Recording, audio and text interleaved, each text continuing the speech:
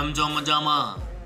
मुंबई के समंदर किनारे बसा एक कस्बा बोले तो बैंड्रा, और वहाँ एक आलीशान होटल था जहाँ होटल के एक कमरे में रुका हुआ था ट्रैवल एजेंट। नाम था एसी जैन। उस एजेंट ने मुंबई के एक शख्स से कुछ रुपये उधार लिए थे, लेकिन वापस दे नहीं रहा था। फिर उस शख्स ने अपने छोकरे लोग को एजेंट के पीछे फील्डिंग पर लगा दिया। उसे पता चला वह बंदा बैंड्रा के एक होटल में रुका हुआ है। फिर क्या होना था, एक घंटे बाद वह शख्स सूट बूट में मानो किसी फिल्मी हीरो की तरह होटल के रिसेप्शन पर एंट्री मारता है। फराटेदार अंग्रेजी में एसी जैन के बारे में पूछता है। रिसेप्शनिस्ट ने एसी जैन के कमरे के बारे में बता दिया। सूट बूट वाला बंदा कमरे की ओर जाता है। कमरे में घुसकर पूछता है, मिस्टर जैन, हाँ जी आप कौन? फिर क्या होना था, काम तमाम। सूट बूट वाले 22 साल के छोकरे ने रिवॉल्वर निकाली, ढाई ढाई कर दी 5 बुलेट्स जैन के बॉडी में ठोक दी। फिर आराम से रिसेप्शनिस्ट को थैंक यू बोलकर चला जाता है।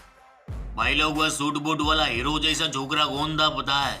वह था पठान गैंग का बिगड़ा नवाब, करीम लाला का भतीजा समद खान, जिसके गट्स की मिसाल आज भी मुंबई अंडरवर्ल्ड में मशहूर है।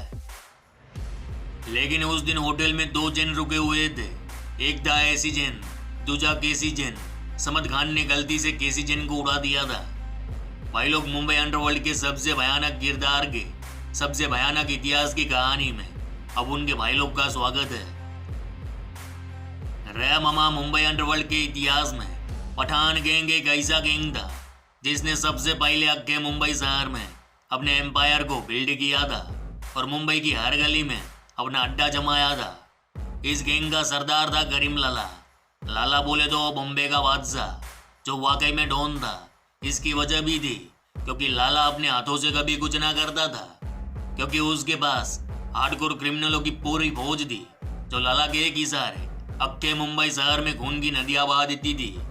वीडियो पठान गैंग के पास अमीरजादा, आलमजेब जैसे रावस गैंगस्टर थे।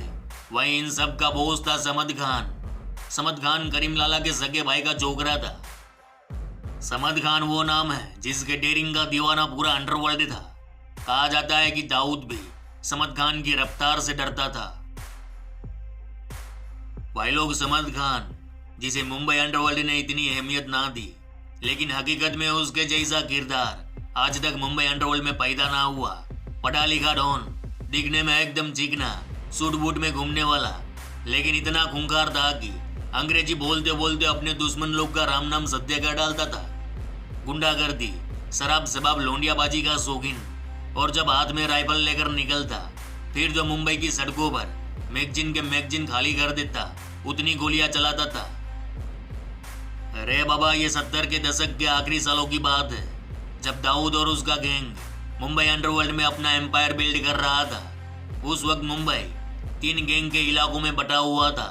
लाला, मस्तान और वर्दा भाई, तीनों गैंग उसूलों के पक्के थे, एक दूसरे के काम में दखल नहीं देते थे। समद खान भी इन उसूलों को फॉलो करता था। रे बिडू, 70 के आखिरी और 80 के शुरुआती दिनों में मुंबई में कई बड़े बड़े गैंग वॉर हुए। सभी गैंग वॉर में दोनों तरफ से कई गैंगस्टर मारे गए, कई परिवार तबाह हो गए। 80 का दशक था। Samad Khan Arthur road jail में बंद था। जेल में उसका रुतबा था। जेल में उसके पंडर लोग होते थे। जेल से ही पूरा गैंग ऑपरेट होता था। सारी सुख सुविधाएं जेल में दी जाती थी। ऐसा था समद खान का पावर। इधर लाला की दुश्मनी चल रही थी बजीत खान से। इधर समद खान जेल से बाहर आया, मत्था भिरा हुआ था। बजीत खान को उसके घर के सामने तलवार के वार से काट डाला। इस कांड ने समद खान के रुतबे को पूरे अंडरवर्ल्ड में एक बेखौफ गैंगस्टर के रूप में पेश किया। इस हत्याकांड के बाद समद खान फिर से जेल गया। वहीं रुतबा, सुख सुविधाएं, जेल में उसकी गर्लफ्रेंड शिल्पा झवेरी भी मिलने आया करती थी। कुछ साल बाद समद खान फिर से जेल से बाहर आया, लेकिन अब मुंबई में समय तेजी से बदल चुका था। दाऊद गैंग के लोग लाला के एरिया में दखल देने लगे थे। एक दिन करीम लाला दाऊद के बाप से मिलने चला जाता है। दाऊद का बाप था पुलिस वाला। लाला पहुंच गया पुलिस स्टेशन। लाला ने कहा, अपने छोकरे लोग को समझाओ, वह हमारे एरिया में आकर हमारे धर्म और पीर बाबा के बारे में गाली देते हैं, उल्टी सीधी बातें करते हैं। दाऊद के बाप ने भी कहा, लाला साहब, मेरे बेटों की तरफ से मैं माफी चाहता हूँ और मैं समझाऊंगा, आगे से ऐसा नहीं होगा।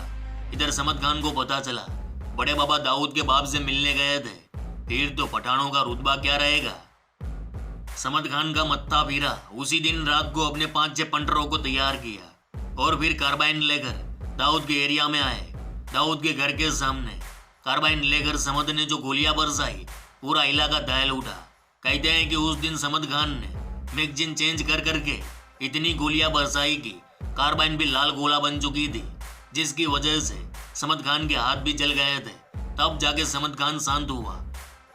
मतलब बदले का कितना जुनून था उस बंदे में, इसीलिए तो उसे मुंबई का सबसे डेयरिंग वाला गैंगस्टर माना जाता है।